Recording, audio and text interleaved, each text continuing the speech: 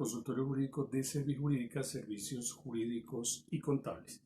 Estamos hablando anteriormente de cómo se liquida la pensión en Colpensiones, que es el régimen de prima media con prestación definida. Vamos a hablar hoy de cómo se liquida esa misma pensión en un fondo privado, que es un régimen distinto, que es el de el ahorro individual. Este cobija todas las administradoras particulares que manejan estos dineros. En los fondos privados de pensiones depende más que todo del capital acumulado por muchos años en una cuenta individual que tiene cada uno de los afiliados. De manera que mientras más se aporte, pues más se acumula. Pero este sistema tiene unas variables que es importante mencionarlas. Una es la expectativa de vida que tiene la persona, que es distinta para cada quien. Otra es el rendimiento de la cuenta, es decir, lo que haya producido más algunas ganancias que ellos aportan allí. Es como una especie de cuenta individual que según las inversiones que ellos hagan, pues puede que gane o puede que pierda. Entonces, esa cuenta es variable. Más o menos, para esta fecha, para financiar una pensión de un salario mínimo, se requiere más o menos 250 millones de pesos, que es un capital bastante grande, que se debería reunir por el aporte o el trabajo de unos 30 años que haya hecho el afiliado, sobre un salario o un ingreso más o menos de 2 salarios mínimos mensuales, que equivale más o menos a 1.500 semanas. Los 30 años pueden ser iguales a esas semanas, pero es un objetivo bastante difícil.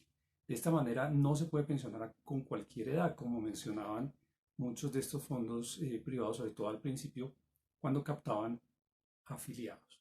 Recordemos que cada vez mayor número de personas se logran pasar nuevamente a Colpensiones cuando le demuestran a un juez laboral que no fueron asesorados con claridad por estos fondos privados, y el juez con las pruebas pues puede permitir que vuelvan a Colpensiones con algunos requisitos.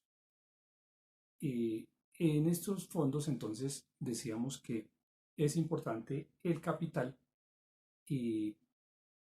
pero si una persona, por ejemplo, cotiza sobre un salario mínimo, pues tiene derecho a la pensión mínima, no se le puede rebajar de allí, pero la persona que hace unos mayores aportes, curiosamente, recibe menos.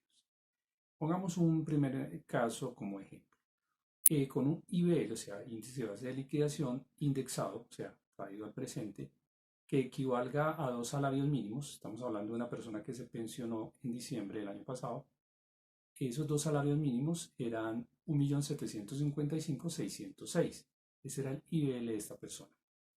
Cotizó 1.560 semanas y la tasa de reemplazo fue del 72%.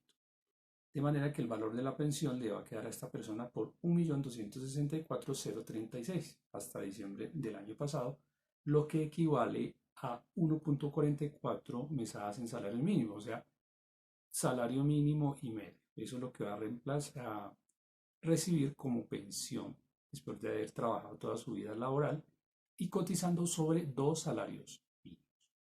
Un segundo ejemplo también del año pasado, una persona que cotizaba por 4 salarios mínimos, su IBL era de 3.511.212.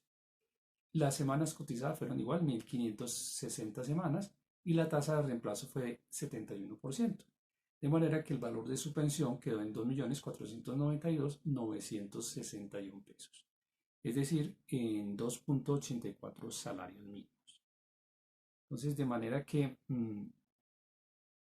una persona tendría que ahorrar muchísimo, muchísimo y aportar muchísimo a su cuenta para tener un nivel de vida como el que venía trayendo cuando era afiliado. Y si la persona aporta por un salario mínimo, pues le queda más fácil recibir solamente un salario mínimo, que es lo que la ley ordena.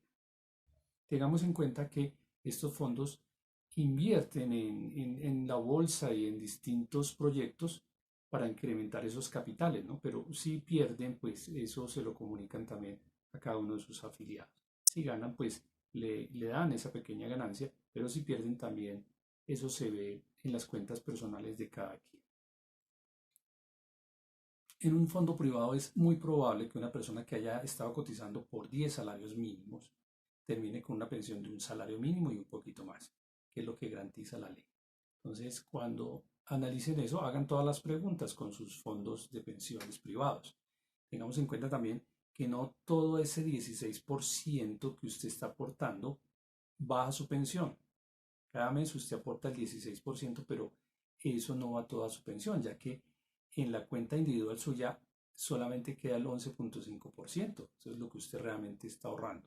El resto es el seguro de invalidez y sobrevivencia, que es de 1.6%, el fondo de garantías de pensión mínima, que es 1.5%, y la comisión de administración, que es 1.4%. Todo eso suma el 16%. O sea que una conclusión es que no todo el 16% que usted aporta va para su cuenta, sino que tiene otras destinaciones.